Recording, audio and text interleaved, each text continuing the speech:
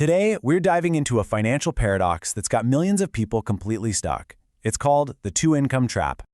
All right, let's just jump right in. Picture this. You and your partner are at the kitchen table. You're looking at your finances, and together you're pulling in, say, $143,000 a year. I mean, that's a fantastic household income, right?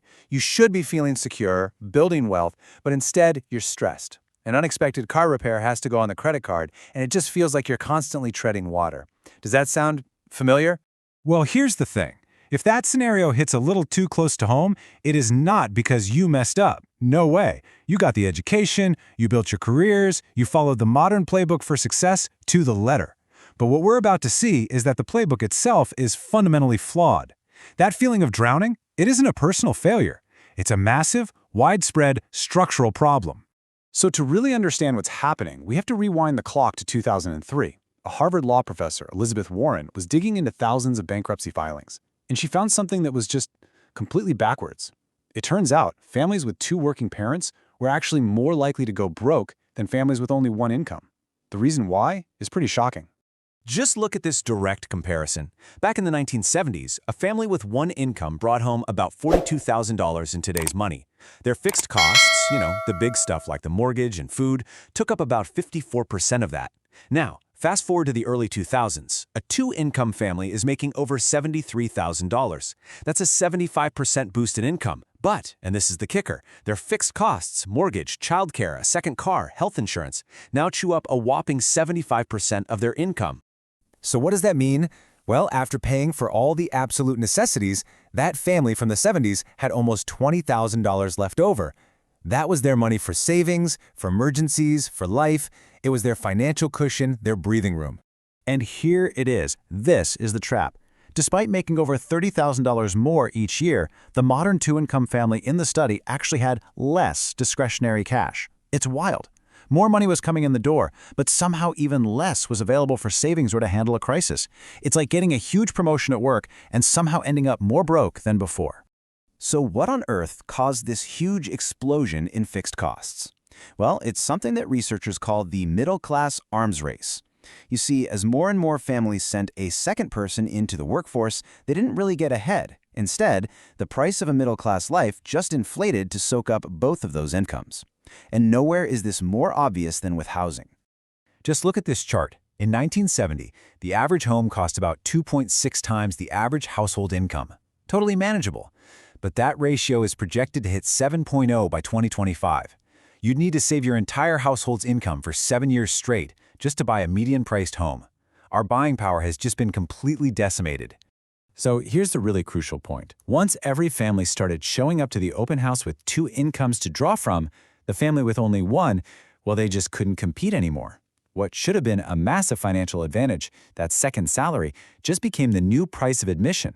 And this arms race gets absolutely extreme.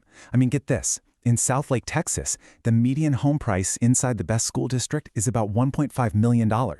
Step just outside that district line, it's $550,000. Families are basically paying $1 million ransom just to get their kids into good public schools, and it's all driven by this assumption that two incomes can cover it. Okay, so if rise in costs just absorbed that second income, where exactly did the money go? I'm going to warn you, this is the part where the math gets genuinely frustrating, because that second salary often vanishes into thin air before you even get a chance to use it. Think about it this way. A non-working spouse used to be a kind of built-in financial insurance. If the main breadwinner lost their job, the other parent could go out and get one. But when both incomes are already stretched to the limit just to cover the basics, that safety net is just gone. You've literally doubled your risk of a financial crisis from a job loss or illness with absolutely no backup plan. Okay, let's run the numbers. Let's follow the money for a hypothetical second earner. We'll call her Sarah, who makes $68,000. Right off the bat, her salary is taxed at a higher rate, leaving her with about $50,000. Then, childcare for two kids costs a jaw-dropping $28,800. Boom, she's down to $22,000. Add in commuting costs, and we're at $15,500. And finally, you've got the exhaustion tax. All that money spent on takeout and cleaning services because you're both just too tired, that can easily be another $16,000 a year, leaving her literally in the negative. Even if we're being super generous, and we cut that exhaustion spending in half, Sarah's $68,000 salary is only adding about $650 a month to the family's bottom line. When you break that down by the hour, it comes out to an effective wage of just $3.75. A college-educated professional working full-time for less than half of minimum wage. This, right here, is the two-income trap in its purest, most brutal form. So, if playing the game is completely rigged, how in the world do you win? Well, the answer is kind of weird. You have to refuse to play. While everyone else is out there bidding up prices with their two incomes, a small but growing number of people are finding a way out by doing the exact opposite. Let's look at a quick example. We've got two families, both making the same $143,000. Let's call them the Parkers and the Chens. The Parkers use both of their salaries to buy the absolute biggest house they can get in the best school district. They are stressed, and financially, they are fragile. The Chens, on the other hand, made a radically different choice. They decided to structure their entire lifestyle around just one of their incomes. And here's what that actually looks like.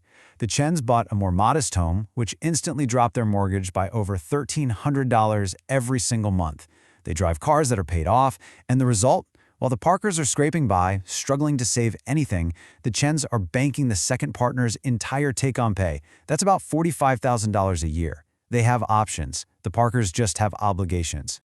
And here is the incredible reward for that discipline. This is the big prize. By saving an entire salary, a family can take a 40-year retirement plan and compress it into just 12 to 15 years. That isn't just getting ahead. That's literally buying back decades of your life. So what's the big takeaway from all this?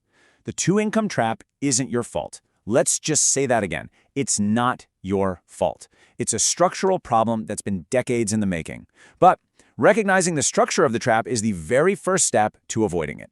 So here's the escape route. The core rule is so simple. Never ever let your fixed costs require both paychecks. Automate that second income so it goes straight into savings and investments before you even see it. Fight that temptation to spend more as you earn more. Drive older cars that are paid off, and hey, if remote work is an option, you can even consider moving to a lower cost of living area to really supercharge your savings. You know, at the end of the day, the trap doesn't send you a warning letter. It just happens slowly, one reasonable decision at a time. The slightly bigger house, the nicer second car, the more convenient daycare. Each choice makes perfect sense on its own. But together, they build the walls of the trap. The only way out is to see the trap before you're already in it. And now that you've seen the math, the real question is,